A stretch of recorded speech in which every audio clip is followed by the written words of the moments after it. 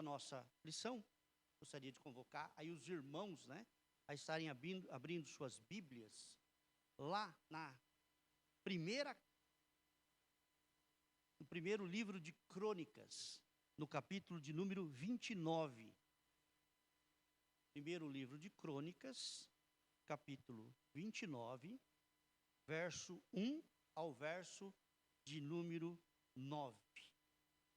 Primeira Crônicas, capítulo 29, verso 1 ao verso de número 9. É um texto bastante importante, ele está inserido dentro de um contexto de despedida, um texto de reflexão. Quando o rei Davi, já idoso, está delegando, está passando o bastão ao seu filho sucessor, Salomão. Então, capítulo 28 e o capítulo 29, eles estão aí justamente nos últimos discursos que o rei Davi faz antes de deixar o trono, para que seu filho continuasse ali o reinado. Ele foi um grande rei, de uma importância extraordinária para o povo de Israel, na condução do reino, alguém que estruturou o reino, alguém que preparou o reino, alguém que trouxe prosperidade econômica, prosperidade espiritual, prosperidade moral para a vida do povo. Então aí agora ele faz aí os seus últimos discursos. E vamos então ler esse texto, a partir do verso de número 1. Disse mais o rei Davi a toda a congregação: Salomão, meu filho, o único a quem Deus escolheu, é ainda moço e inexperiente, e esta obra é grande, porque o palácio não é para homens, mas para o Senhor Deus. Eu, pois, com todas as minhas forças, já preparei para a casa de meu Deus ouro para as obras de ouro, prata para as de prata, bronze para as de bronze, ferro para as de ferro e madeira para as de madeira, pedras de ônix, pedras de engaste, pedras de várias cores, de mosaicos e toda sorte de pedras preciosas e mármore e tudo em abundância. E ainda, porque amo a casa de meu Deus, o ouro e a prata particulares que tenho, dou para a casa de meu Deus. Afora, tudo quanto preparei para o santuário. 3.000 talentos de ouro, do ouro de Ofir, e 7.000 talentos de prata purificada, para cobrir as paredes das casas.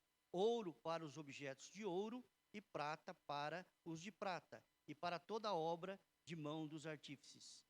Quem, pois, está disposto hoje a trazer ofertas liberalmente ao Senhor? Então, os chefes das famílias, os príncipes das tribos de Israel, os capitães de 1.000 e os de 100 e até os intendentes sobre as empresas do rei voluntariamente contribuíram e deram para o serviço da casa de Deus 5.000 talentos de ouro, 10.000 daricos, 10.000 talentos de prata, 18.000 talentos de bronze e 100.000 talentos de ferro. Os que possuíam pedras preciosas as trouxeram para o tesouro da casa do Senhor, a cargo de Jeiel, o gersonita. O povo se alegrou com tudo o que se fez voluntariamente, porque de coração íntegro deram eles liberalmente ao Senhor. Também o rei Davi se alegrou com grande júbilo. Então aí ele está preparando o seu filho para a sucessão. E ele, durante o seu reinado, ele tinha colocado no seu coração a construção, né, lá do templo de Jerusalém. E ele então procurou guardar, arrecadar recursos para a construção do templo. fez todo o planejamento. Era uma obra, era um projeto de Deus, que aquele templo fosse construído. Então ele arrecadou bastante recursos para a construção do templo. Recursos esses pessoais, faziam parte ali da sua riqueza pessoal, da sua fortuna pessoal, fora aqueles que ele recebia por ser o rei de Israel. Lembrando que quando ele foi visitado ali pela rainha, né, ele recebeu bastante ouro. Isso tudo tinha um objetivo. Isso tudo tinha uma destinação: a construção do templo. Então os recursos já existiam. A preocupação dele aqui era com como fazer esse templo, uma vez que não seria ele o construtor. No primeiro versículo ele diz: Salomão, meu filho, o único a quem Deus escolheu, é ainda moço e inexperiente. Não tem toda a experiência, não tem toda a bagagem para a construção desse templo. Seria a maior obra de Israel, o ponto de referência de Israel. O templo que seria conhecido no mundo todo como habitação de Deus. Então faltava ali para Salomão ainda, pela sua juventude, pela sua mocidade, a experiência para conduzir aquela grande obra. Só que aqui a gente tem que entender algo interessante na vida do rei Davi. Ele tinha uma preocupação muito grande aqui. Existiam sim os recursos próprios do reino e dele, pessoalmente, para a construção do templo. Mas se ele fizesse o templo, se ele construísse lá o templo de Jerusalém com seus recursos pessoais, aquilo no futuro seria um monumento à sua pessoa. Todo mundo ia dizer: olha o templo do rei Davi. Seria um monumento, seria a exaltação do seu eu. Porque ele estava investindo a sua fortuna, ele estava investindo o seu dinheiro. E esse templo teria que ser dividido entre a glória do rei Davi e a glória de Deus. Ele tinha plena consciência disso. Então aqui ele faz algo inusitado. Ele convoca o povo a ser coparticipante dessa construção.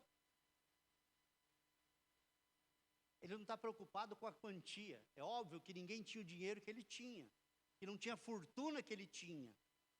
Mas ele conclama todo o povo a contribuir, porque isso não seria uma obra dele. Todas as vezes que vissem o templo de Jerusalém, iriam se lembrar: esse templo foi construído pelo povo de Deus, não foi construído pelo rei Davi. Então ele convoca as pessoas a ofertarem para a obra de Deus, para que no futuro próximo aquilo não se transformasse em glória pessoal para ele. Dessa forma, a gente sabe que o templo foi reconhecido como o templo de Deus, a morada de Deus, aonde Deus fazia habitação. E ele coloca dessa forma, ele conclama o povo nesse seu discurso a trazer as ofertas. Aí ele convoca toda a população, aos príncipes das tribos, todas as pessoas, embora ele tenha ali usado o melhor ouro, a melhor prata, né? Ele fala aqui do ouro de Ofir, né? A gente tenta encontrar onde fica esse Ofir e a gente não sabe onde fica esse Ofir. Não tem, né, no mapinha para dizer onde era Ofir, né? Até hoje não se conseguiu descobrir onde era Ofir, mas era um ouro de excelente qualidade. Isso a gente sabe, né? Porque ele destaca aqui. Mas ele fala das pedras preciosas, ele fala da prata, ele fala da madeira, Ele fala de tudo aquilo que era o melhor para a construção da casa de Deus. E o autor da nossa lição, ele diz assim logo no início: tudo o que fazemos haverá de ser aquilatado, medido, primeiro pelo amor que nos impulsiona e segundo pelo objeto da nossa ação. Tudo que nós fazemos na obra de Deus, ele deve ser medido, ou ter como parâmetro o amor. O amor a Deus. Não aquele desejo de autopromoção. Que meu nome fique eternizado naquela plaquinha. Que a hora que inaugurarem o meu nome esteja lá, que as gerações, né, possam ver. Não, não era autopromoção. Era o amor. Amor à causa de Deus. Amor ao reino de Deus. Então, como igreja, a gente sempre tem que, às vezes, dar uma parada. Sabe quando você está numa estrada? E, de repente, você começa a ter problemas naquela estrada? O percurso começa a ficar meio esburacado. O carro parece que começa a falhar. Aí você tem que parar. Dá uma olhadinha em tudo, né? Você desce, olha os pneus, olha a água, olha o óleo.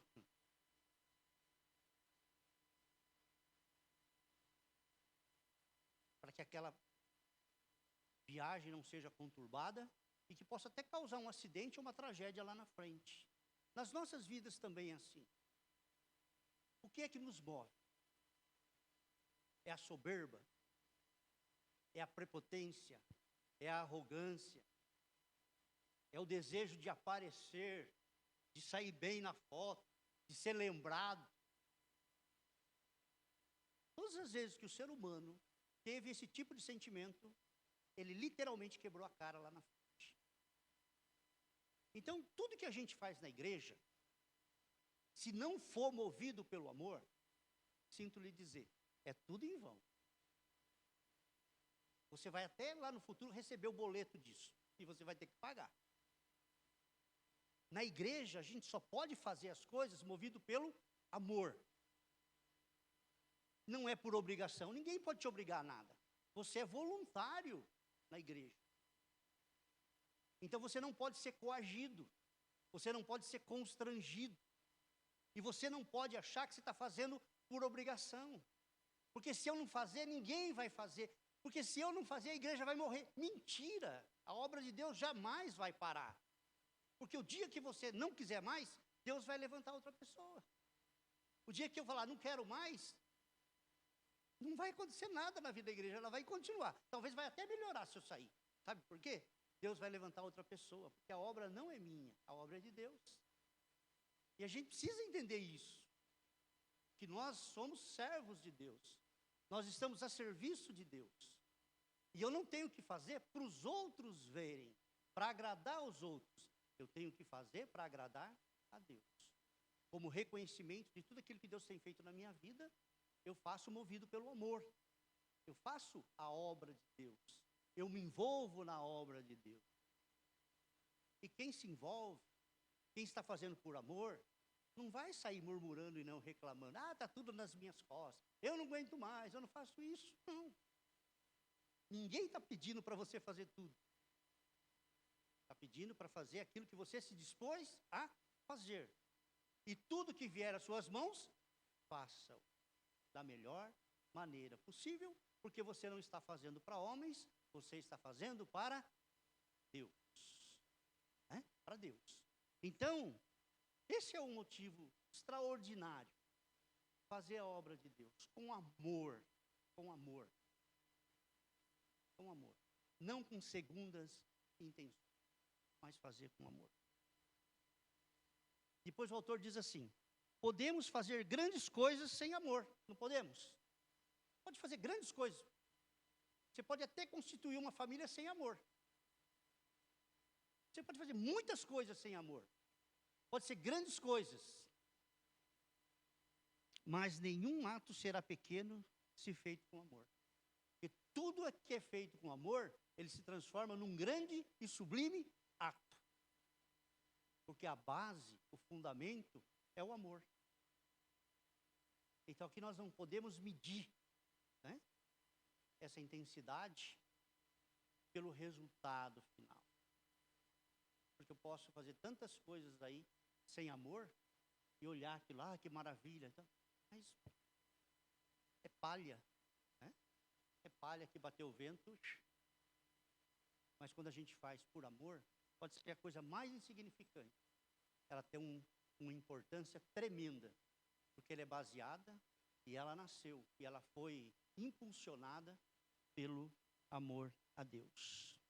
Quando a rainha de Sabá visitou o rei Salomão, levou-lhe ouro. Se o rei dasse ouro, a Deus dasse a vida. Entretanto, se ao dar o ouro, pode-se ficar com a vida. Ao dar-se a vida, não se fica com nada. Quando a rainha de Sabá, né, que hoje é a Etiópia, visitou o rei Salomão, lá em Jerusalém, com sua comitiva, ela levou muito ouro. Era comum presentear, né, um outro monarca, um outro rei, aí com aquilo que tinha de bom. E ela então presenteia com todo o ouro. Mas o mais importante que a gente tem que entender é que a gente precisa de dar a nossa vida na obra de Deus. E aí vocês acham que Deus está mais interessado no seu dinheiro ou na sua vida? Porque você pode dar o dinheiro e não dar a sua vida. Que importância tem isso para Deus?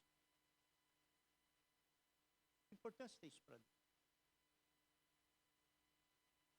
Ele exige que nós demos a nossa vida. E quem dá a vida, ele oferta a Deus seus bens, seu dinheiro, parte daquilo que ele está devolvendo a Deus, porque do Senhor é a terra e tudo que nela há. Na verdade, nós não temos nada. Qual a prova que nós não temos nada? Qual a prova cabal que nós não temos nada?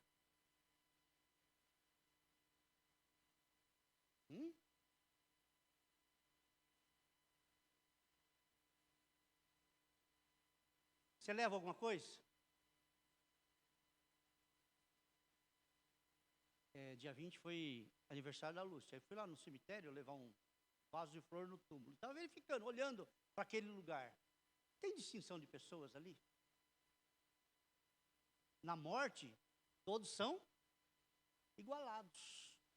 Não tem o mais rico, não tem o mais pobre, não tem.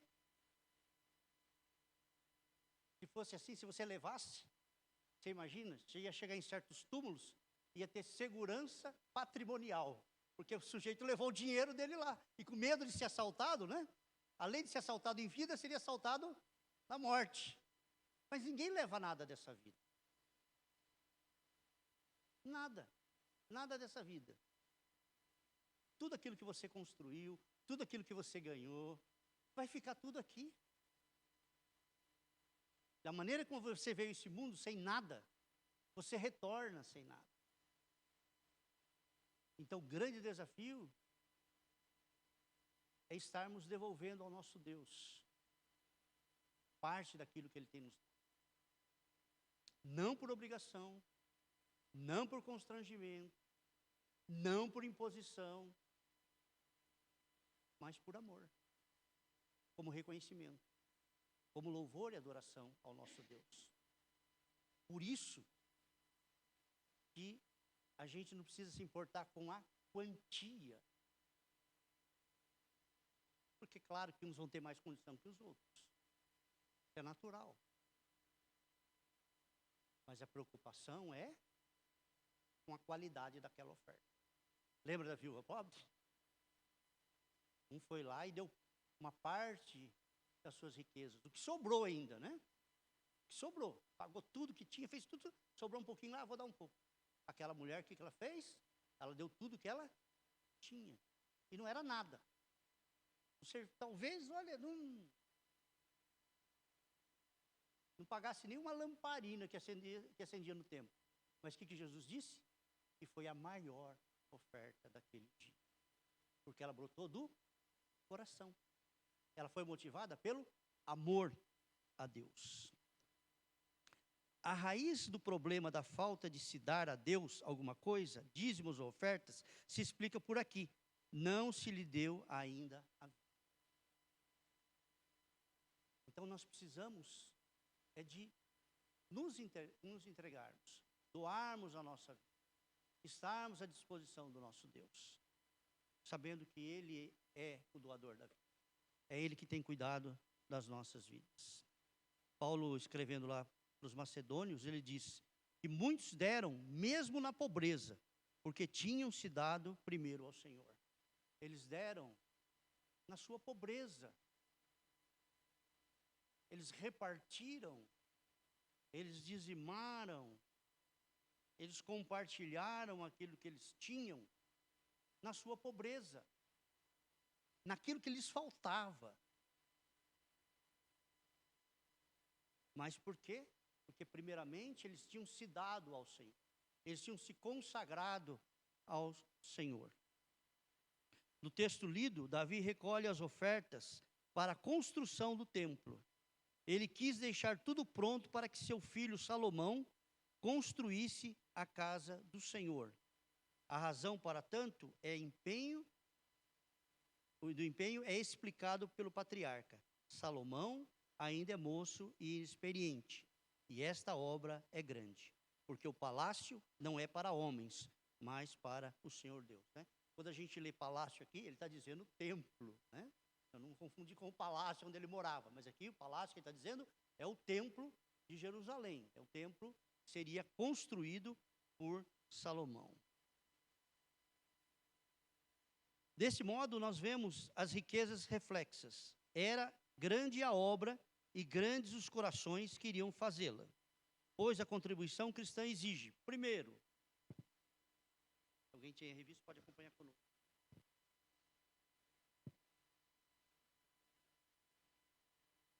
Primeiro, o que exige de nós? Forças. O texto, aí no verso 2 diz: eu, pois, com todas as minhas forças, já preparei para a casa do Senhor tudo em abundância. Ele tinha um propósito, ele tinha um objetivo. E o que ele fez? Aplicou ali, diligentemente, todas as suas forças, porque esse era o projeto. Ele sabia que ele tinha que ter dedicação, e ele fez isso. Ele dedicou sua força.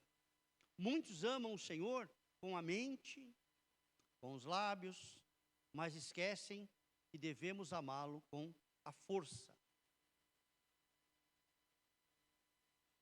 Não fazem esforço para Deus e sua obra. Certa vez, Davi foi comprar a eira de Onã, e ele não queria cobrar de Davi, mas era para construir ali para Deus. E Davi disse: dá-me o preço, pois não darei ao Senhor o que não me custe nada. Olha, se você estiver me dando, então dê você diretamente a Deus, porque foi esforço seu. Agora você está me dando para mim de graça e eu vou dar para Deus. Eu não fiz nada. Quem fez foi você. Na verdade, você está fazendo uma doação. Então você põe preço, eu vou pagar, porque aí sim é o meu esforço. Eu estou tirando o meu dinheiro para pagar.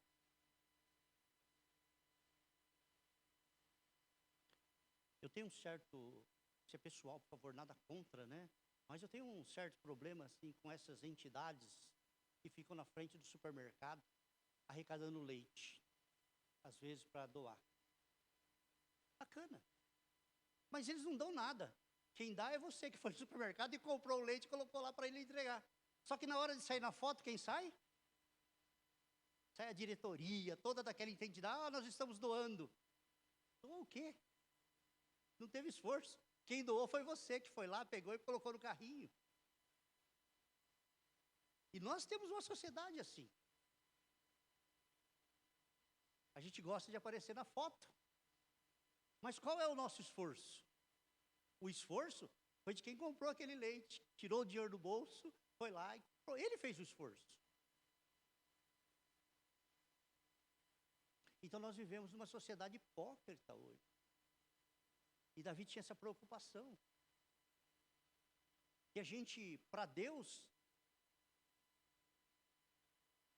quando a gente dá as nossas ofertas, ela tem que estar aí junto com o nosso esforço. Que foi o nosso trabalho. Você está vindo para a igreja, você encontra determinada pessoa, fala, só R$100. Aí você nunca deu um dízimo, não deu oferta.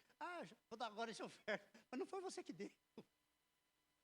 Você só foi o canal para trazer. Mas o esforço foi seu? Não. Então aqui a gente precisa entender que Davi estava dizendo exatamente isso. Eu não posso dar nada que não foi do meu esforço, não foi do meu suor, não foi do meu trabalho. Porque isso não é esforço.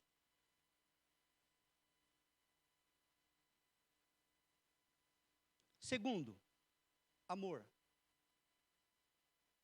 Porque amo a casa de meu Deus, o ouro e a prata particular que tenho, dou para a casa do meu Deus. De quem era o ouro e de quem era a prata?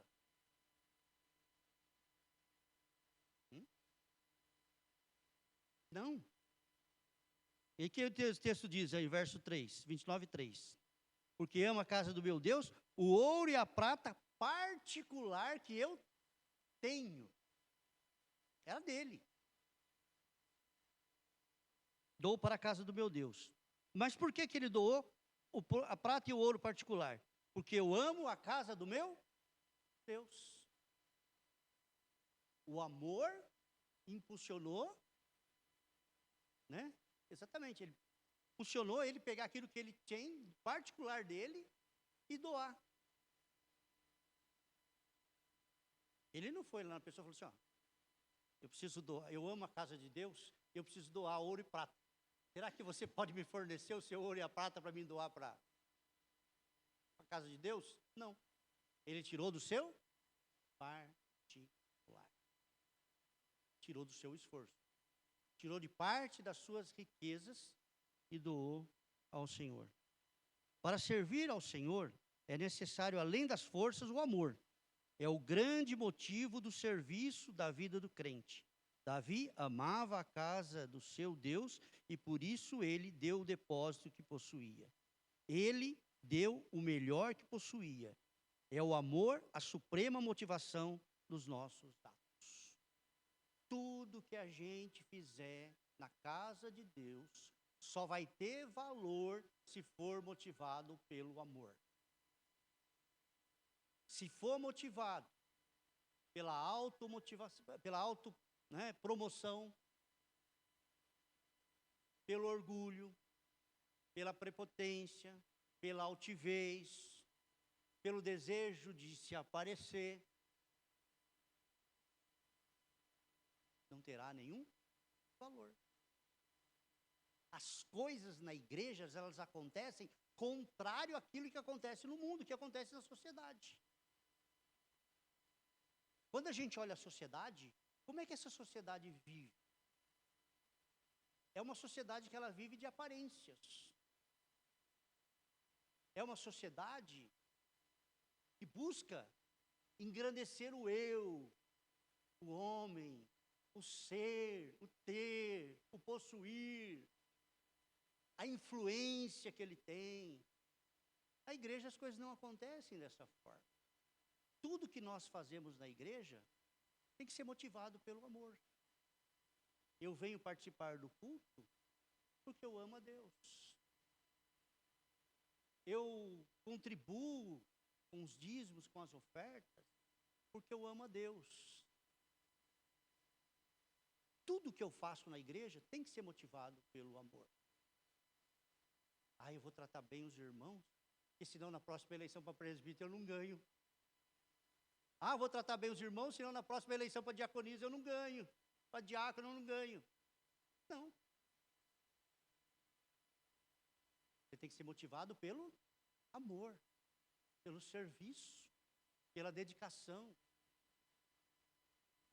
Então nós precisamos estarmos nos envolvendo na obra de Deus, para que esse amor seja real e verdadeiro nas nossas vidas. Então hoje é um tempo assim da gente olhar para nós e refletirmos a nossa atuação na casa de Deus. Nós estamos aqui motivados por quê? Se for por algo que não seja o amor, pare e corrija. Mude. Transforme. Né? Porque às vezes também acontece isso. A pessoa lá na sociedade, ela não se destaca. Ela não se destaca nas sociedades aí que existem por aí. Ela não se destaca no trabalho, ela não se destaca. Aí de repente ela vem na igreja e ela quer se destacar a todo custo. Ela quer impor a sua vontade sobre as outras pessoas. Às vezes acaba humilhando outras pessoas. Às vezes tratando a pessoa sem amor, sem carinhos. Quer se aparecer, ser dono da verdade. Se agarra com unhas e dentes ao poder, a um cargo. Isso tudo é palha. Isso tudo não tem nenhum valor. Tudo que nós devemos e fazemos na igreja deve ser motivado pelo amor. Se não for isso, é tempo da gente se corrigir. É tempo da gente pedir perdão a Deus. Porque a nossa maior motivação deve ser o amor. E o terceiro, primeiro nós vamos colocar força, o nosso esforço, o nosso amor e a disposição. E aí no versículo 5, 29:5, ele faz aí uma convocação. Quem, pois, está disposto a fazer ofertas hoje, liberalmente ao Senhor? Olha só. Ele exigiu, ele olhou, ele apontou o dedo e disse: você. Fez isso? Não. Ele disse: quem, pois, está disposto a fazer ofertas? Hoje. É obrigado? É por obrigação? O texto diz, por obrigação? O que ele diz aí? Liberalmente ao Senhor.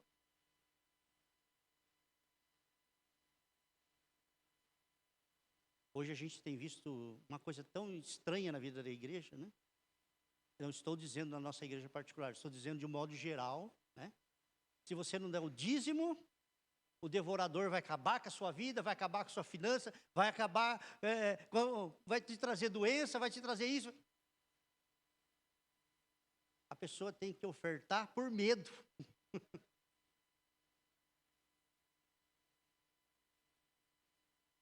Sim. Aí, às vezes na própria igreja, né, se faz essa distinção, né, de quem pode mais e quem pode menos. Quer dizer, além de humilhar as outras pessoas, porque começa, olha, nós precisamos de uma oferta aí de 100 mil reais. Eu preciso de 10 irmãos que doem 10 mil cada um. Ah, levantou os 10, são os top da igreja. Sim. Aí vai fazendo um leilão. E agora? 5, 4. Ah, quem pode doar 10 reais? Aí levanta lá meia dúzia.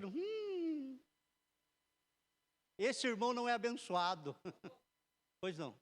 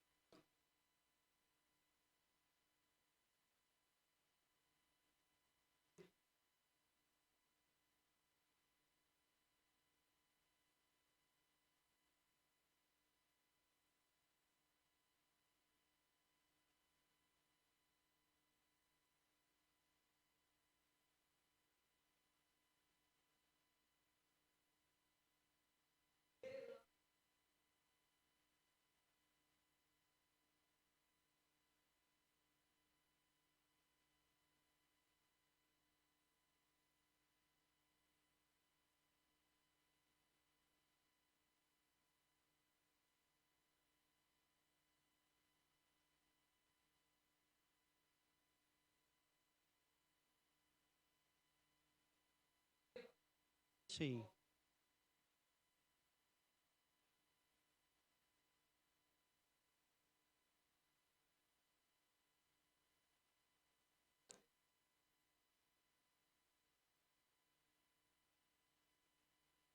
Sim, exatamente. E aqui é o que nós estamos aprendendo, né? Com todas as nossas forças, com todo o nosso amor e com toda a nossa disposição.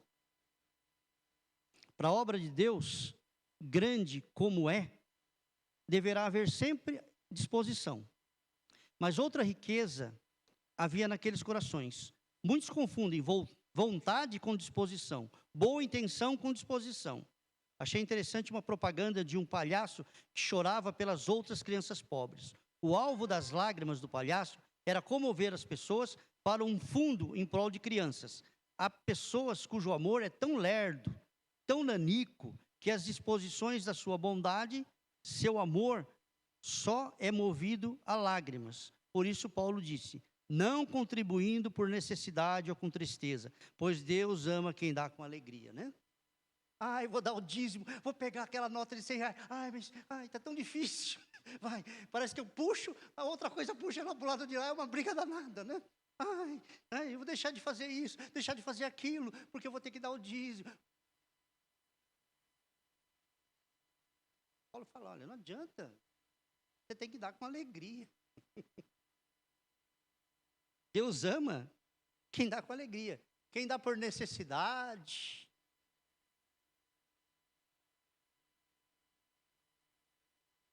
Olha, agora o conselho tomou uma decisão de quem quer ser líder na igreja. Para ser líder tem que ser dizimista. Agora eu vou ser mais líder, porque...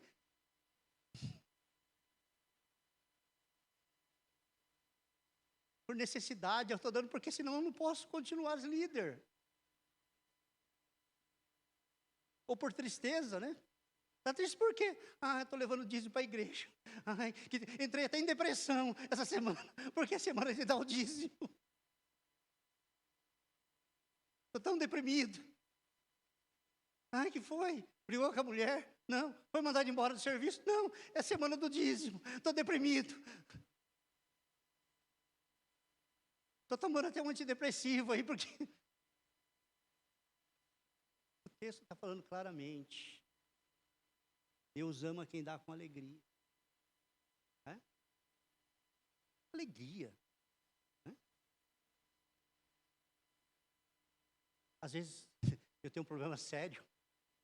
Eu moro bem no centro da cidade. Hoje diminuiu um pouco. Mas quando tinha muito velório à noite, minha casa fica a 1,5 quarteirão do velório. Era um tal de 3 horas da madrugada tocar a campanha de casa. 4 horas, pedir comida, pedir café, né? O pessoal ficava ali na praça, né? Já havia um movimento ali, já ficava tudo na praça ali. E às vezes você vai lá, deixa eu dar alguma coisa logo para ele parar de me perturbar. Você não está dando com alegria.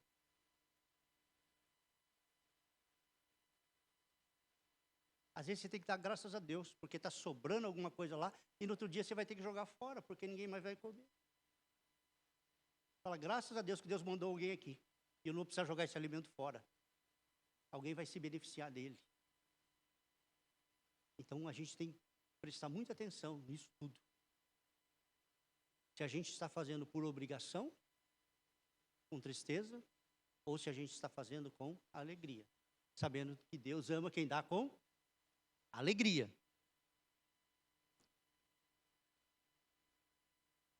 E o verso 9, o texto nos diz aí, né? Que o povo se alegrou. Fazer a coisa com alegria é muito diferente. Diz a Bíblia que Deus ama quem dá com alegria. Dar é uma coisa, mas dar com alegria é outra. E as mulheres mestres em receber sabem, né, o que é isso, né? Quando recebe um presente com alegria, né? Quando recebe, perturba tanto a mulher, o marido, o cara chega bravo, tá aí o que você pediu. Aquela briga danada.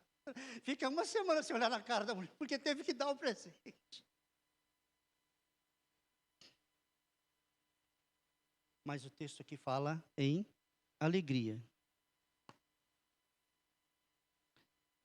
servir ao Senhor com